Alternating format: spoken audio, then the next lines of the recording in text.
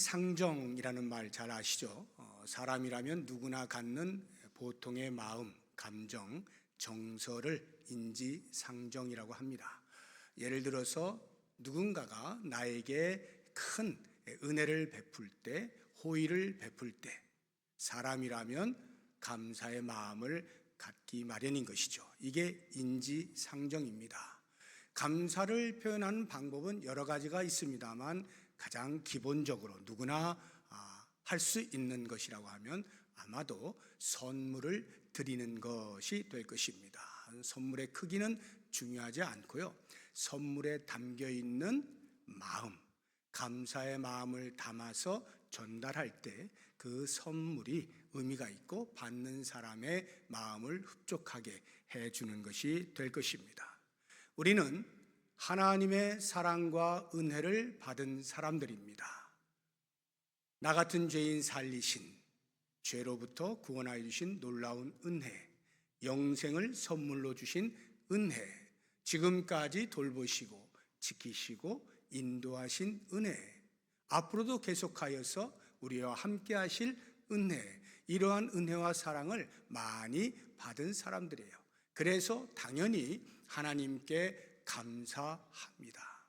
오늘 특별히 추수감사주일을 맞이해서 매 예배 시간마다 우리가 감사로 나와 예배를 드리고 또 헌금을 드릴 때도 그냥 헌금 드리는 자체가 중요한 게 아니라 감사의 마음을 한껏 담아서 드리는 그러한 삶을 살아요. 추수감사주일은 특별히 1년을 돌아보면서 더욱더 감사하다 하여서 또 절기의 헌금을 드리고요. 이렇게 보시는 것처럼 실물 감사의 예물을 또 드립니다. 이것이 우리의 마땅한 모습인 거죠. 그래서 감사를 표현함에 있어서의 기본은 드림이라고 하는 것인데 오늘은 제가 말씀을 드림보다는 나눔 쪽에 강조하여서 말씀을 생각을 해보려고 합니다. 드림이라고 하면 수직적이죠. 밑에서 위로 우리가 하나님께 부하 직원이 상사에게 이렇게 드린다라는 표현을 쓰죠. 그런데 나눔이라고 하는 것은 수평적 개념이죠. 옆으로 우리의 이웃들에게 나누는 것입니다. 그런데 이 나눔은 또 다른 차원에서의 드림이에요. 위로 하나님을 향하여 드리는 수평적 개념의 표현 방식이 나눔이라고 하는 사실을 우리가 꼭 기억을 할 필요가 있습니다. 그래서 우리가 이렇게 추수감사 주일 때마다 실물 감사 예물을 드리면서 이웃들에게 나누고 있는데요. 한 10여 년쯤 된 것 같아요. 이렇게 실시하기 시작한 지가. 근데 그동안에 제가 이렇게 이런저런 이야기를 듣곤 합니다. 조금 이게 꼭 필요한가라고 하는 차원에서 이야기하시는 분들의 말도 제가 듣곤 합니다. 이런 거죠. 절기 헌금을 드렸는데 또 실물 감사 예물을 드리라고 하면 어차피 주머니는 똑같고 그러면 할 수 있는 방법이라고 하는 것은 반씩 나누어서 하는 것밖에 더 되겠느냐. 그냥 모양새만 좋지 괜스레 하는 것 아니냐. 괜히 성도들의 마음에 부담만 주는 것 아니냐. 이러한 이야기를 종종 듣습니다. 그래서 실제로 반반을 하든가 아니면 아예 실물 감사 예물을 무시하든가 나는 절기헌금만 드리면 돼. 그것으로 충분해. 이렇게 하시는 경우가 없지 않을 겁니다. 근데 제가 왜 우리 교회가 실물 감사 예물을 따로 하는가 하는 부분에 대해서 여러분들에게 말씀으로 권면을 하고자 하는 거예요. 드린다라고 할 때는 우리가 절기헌금을 드린다 할 때는 너무나 익숙하게 당연히 절기헌금을 드리면서 하나님이 받으신다라고 하는 개념이 있잖아요. 굳이 생각할 필요가 없어요. 그런데요, 이렇게 무엇인가를 바쳐서 이웃들에게 나눈다라고 할 때는 좀 생각을 해야 돼요. 정신을 차려야 되고 내가 이번에 참여해야 되겠다라고 하는 마음을 갖지 않으면 소홀히 여겨지기 쉬운 부분입니다. 그런데 사실상 이 나눔이 제가 말씀드린 드림의 또 다른 표현이다라고 하는 것을 명확히 알고 있게 되면 이 나눔에 참여하게 됨을 통하여서 하나님께 감사하는 표현이 다양하구나 하는 것을 알게 돼요. 즉 감사의 표현이 확장되는 유익이 있는 것입니다. 뿐만 아니라 이렇게 실물로 드려진 것들이 실제 우리의 주변에 도움을 필요로 하는 사람들에게 나누어진다는 것을 눈으로 확인하잖아요. 가시적이고 직접적으로 여러분들이 참여하게 되는 거예요. 그런 면에서 우리의 신앙생활에 이 실물 감사 예물을 드리는 것은 매우 유익하다 하는 것을 말씀을 드립니다. 감사하게도 우리 교회가 실시하면서 매년 점점 더 많은 성도들이 참여를 하고 있어서 얼마나 감사한지 모르겠습니다. 물론 아직 모든 성도가 한 분도 빠짐없이 참여하고 있지는 않습니다. 저는 기대하기를 한 분도 빠짐없이 이 놀라운 은혜에 동참하여서 우리의 감사의 영역을 더욱더 확장해 나갈 수 있기를 바라고요. 올해보다 내년이 더 많이 될 수 있기를 바라는 마음으로 오늘은 감사와 나눔이라고 하는 제목을 가지고 말씀을 묵상해 보려고 합니다. 오늘 우리가 읽은 말씀은 고린도 교회에 편지한 사도 바울의 이야기입니다. 그러니까 이 편지를 받는 사람들은 고린도 교회 성도들이에요. 그들에게 무엇을 말하고 있는가 하는 것이 1절에 나오는데, 형제들아, 하나님께서 마게도냐 교회들에게 주신 은혜를 우리가 너희에게 알린다. 하나님께서 마게도냐 교회에 주신 은혜를 소개한다 하면서 편지를 하고 있는 것입니다. 여기 마게도냐 교회들에게 주신 하나님의 은혜가 무엇일까? 그것은 곧 나눔, 구제입니다. 예루살렘에 있는 교회 성도들이 대단히 어려움에 처했어요. 경제적으로 심히 어려움에 처해서 그들을 어떻게 하면 도울까? 사도 바울이 돌아다니면서 복음을 전하면서 함께 연보를 요청하는 거예요. 여러분 좀 도와주십시오. 예루살렘 교회가 지금 많이 어렵습니다. 성도들이 어렵습니다. 좀 도와주세요. 이렇게 외치고 다닌 거예요. 그런데 고린도 교회에 그 이야기를 했어요. 그리고 시간이 흘렀는데 고린도 교회가 아직 실시를 잘 하고 있지 못하고 있는 상태에서 그 이후에 사도 바울이 마게도냐 지방으로 건너가서 거기에 있는 교회 성도들에게 이야기를 한 것입니다. 우리 9장 2절을 보시게 되면 이렇게 나옵니다. 이는 내가 너희의 원함을 알미라. 내가 너희를 위하여 마게도냐인들에게 아가야에서는 1년 전부터 준비하였다는 것을 자랑하였는데, 여기 아가야가 고린도 교회가 있는 지방이에요. 그러니까 고린도 교회에 내가 말했다 이 말이에요. 연보하는 것, 고린도 교회 성도들이 참여하고 있어 라고 마게도냐 교회에 가서 자랑을 했다 이 말이에요. 그 자랑을 들은 마게도냐 교회 성도들이 과연 너희의 열심이 퍽 많은 사람들을 분발하게 하였느니라. 즉 그들이 그렇습니까? 우리도 좀 참여할 수 있게 해주십시오 라고 했다는 거죠. 그래서 오늘 읽은 말씀이 그들은 그렇게 열심히 참여하였는데 너희들은 지금 1년이 지나가도록 아직도 연보를 못하고 있구나. 그러니 제발 연보를 할 수 있도록 분발해라 하고 편지를 쓰고 있는 것입니다. 그렇다고 하면 사도 바울이 고린도 교회 성도들에게 자극을 주기 위하여 연보를 분발하기 위하여 모범 사례로 들고 있는 이 마게도냐 교회 성도들은 과연 어떻게 연보를 했는가 하는 부분을 우리가 살펴보도록 하겠습니다. 먼저 마게도냐 교회의 형편, 그 성도들의 형편을 2절에서 이렇게 우리에게 알려주고 있습니다. 환난에 많은 시련을 받고 있는 중이다, 이렇게 가르쳐주고 있어요. 또 다른 하나는 가난이 극심하다 라고 표현하고 있어요. 예수 그리스도를 믿는 것 때문에 로마 당국으로부터 박해를 계속 받는 거예요. 어려움 가운데 있어요. 그리고 그 일로 인하여서 여러 가지 불이익을 당하게 되고 전답을 빼앗기고 하는 일들이 있어서 가난이 극심해졌어요. 이러한 형편 속에서 그들이 어떻게 연보에 참여했는가? 다시 2절을 보시게 되면 시련 중에, 박해를 받는 중에 그들은 넘치는 기쁨으로 생활을 했고, 가난이 찌들어 있지만, 지극히 가난한 상태에 있지만 오히려 연보를 어떻게 했다고요?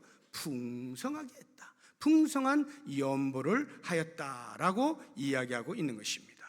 우리는 이러한 모습을 보면서 아이러니를 느끼게 되는 것입니다. 보통 외부로부터 박해를 받으면 어떻게 반응하는 게 순리예요? 눈물이 나는 거죠. 힘드니까 신음을 하고, 이게 정상이죠. 밖으로부터 박해를 받을 때 그 고난 때문에 눈물을 흘리는 게 정상이고요. 지극히 가난하면, 아주 찢어지게 가난하면 누구를 도울 생각은 못하는 거죠. 누가 나를 돕지 않을까 하는 것에 대해서만 생각하는 것이 순리예요. 이게 보통 사람의 마음인 거예요. 그런데 마게도냐 교회 성도들은 아이러니예요. 박해를 받는데 고난의 한가운데서 눈물이 아니라 오히려 넘치는 기쁨으로 넘쳤다. 야, 내가 예수를 믿어 고난을 받고 있으니 확실히 내가 예수 믿는 게 맞긴 맞구나, 내가 제대로 예수 믿고 있구나 하는 것 때문에 오히려 기뻐한다는 말이에요. 내가 주머니에 꺼낼 게 없어요. 너무나 가난해요. 당장 하루하루 우리 가족들 뭐 먹고 살지 고민하고 있는 상태에서도 또 누군가가 어렵다는 소식을 들었을 때 그 소식을 외면하지 아니하고 없는 가운데서라도 콩 한쪽 발견되면 그것을 나누는 그러한 풍성한 연보를 할 수 있었다. 이러한 아이러니가 마게도냐 교회 성도들이 보여준 삶이에요. 저는 묵상을 하면서 도대체 무엇이 그들로 하여금 이러한 삶을 가능하게 했을까? 무엇 때문에 그들은 이러한 아이러니를 평상시의 삶처럼 살 수 있었을까? 이 부분에 대해서 제가 간단하게 한 3가지를 여러분과 함께 나누어 보고자 합니다. 그 첫째는 구원의 감격이에요. 날 구원하여 주신 주님께 감사하는 거예요. 이 구원의 감격이 자기 자신을 드리도록 만듭니다. 5절을 보세요. 우리가 바라던 것뿐 아니라 그들이 먼저 자신을 주께 드리고, 여기 그들은 마게도냐 교회 성도들이에요. 그들이 먼저 주께 드려요, 자기 자신을. 이게 무슨 말이에요? 구원하여 주신 은혜 너무 감사합니다. 이제부터는 내 몸이 내 것이 아니고 내 삶이 내 것이 아닙니다. 오직 주를 위하여 살겠습니다. 주님이 기뻐하시는 일만 하겠습니다. 나는 어차피 죽었던 인생입니다. 다시 살려주셨으니 주를 위하여 살겠습니다. 내 자신을 드립니다. 이렇게 하는 거예요. 무엇을 하든지 주님이 기뻐하시는 일에 참여하겠노라 작정을 하는 거예요. 그러다 보니까 주머니에 든 것이 없는데도 불구하고 힘에 지나는 자원함으로 연보를 하는 거예요. 3절 보십시오. 내가 증언하노니 그들이 힘대로 할 뿐 아니라 힘에 지나도록 자원하여. 구원의 감격이 있는 자만이 할 수 있는 행동이죠. 그 구원이 얼마나 큰 은혜인지를 알고 하나님 앞에 감사의 마음이 넘치는 사람만이 할 수 있는 행동이 힘에 지나는 자원의 연보인 것입니다. 두 번째로 그들이 그렇게 할 수 있었던 것은 믿음 때문이에요. 믿음.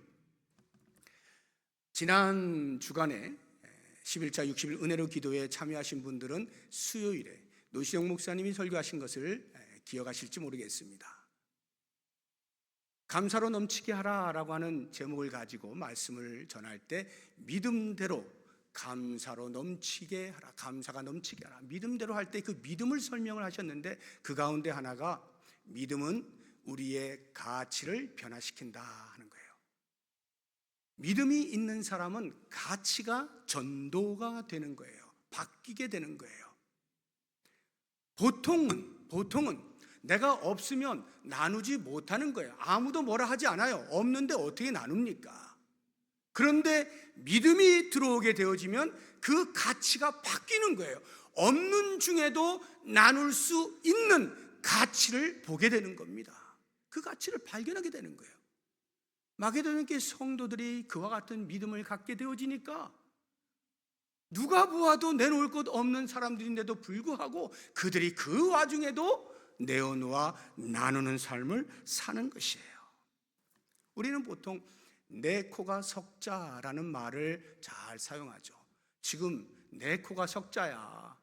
내가 나조차도 제대로 간수하지 못하는데 누구를 신경 쓴단 말이야 라고 하는 것으로 나눔에 대하여 거절하거나 외면하거나 피하는 경향이 없지 않습니다. 내 코가 석자. 그런데 이것은 사실이에요. 핑계나 변명이 아닙니다. 진짜 내 코가 석자인 사람이 무엇을 나눌 수가 있겠어요? 누구를 보고 내가 더 어려운데 얼마든지 그럴 수 있는 거예요. 그런데 믿음이 들어오니까요, 그게 바뀌는 거예요. 그 생각이 바뀌는 거예요. 저는 이 마게도냐 교회 성도들을 묵상하면서 나눔이란 소유가 많아서 가능해지는 것이 아니로구나 하는 것을 알게 돼요. 나눔을 가능하게 하는 것은 얼마나 하나님을 향하여 감사의 마음을 가지고 있는지, 예수 그리스도를 믿는 믿음에 확고하게 서 있는지, 그것으로 나눔이 가능해지는구나 하는 것을 알게 되었습니다. 세 번째로 그들이 나눌 수 있었던 것은 나눔에 대한 인식의 변화가 있었기 때문입니다. 구약시대에 보면 하나님께서 이스라엘 백성들에게 율법을 주시잖아요. 율법은 이거 해라 저거 하지 마라 등등으로 쫙 있어요.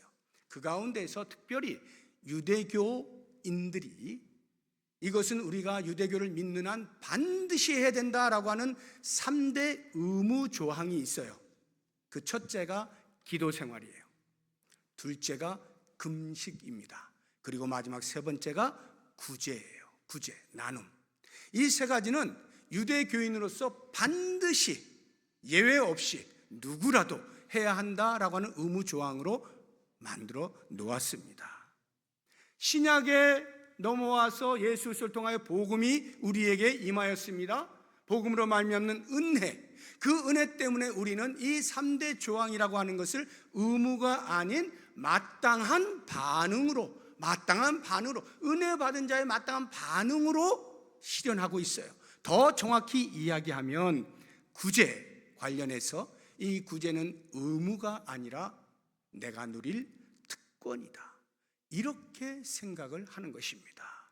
오늘 말씀 4절을 보시게 되면 이 은혜와 성도 섬기는 일에 참여함에 대하여 우리에게 간절히 구하는, 여기 우리에게는 사도 바울 선교팀을 말하는 거예요. 즉 마게도냐 교회 성도들이 예루살렘 교회가 어렵다는 말을 사도 바울을 통하여 듣고, 바울 선생님 우리도 그 연보하는 일에 제발 참여할 수 있게 해주세요.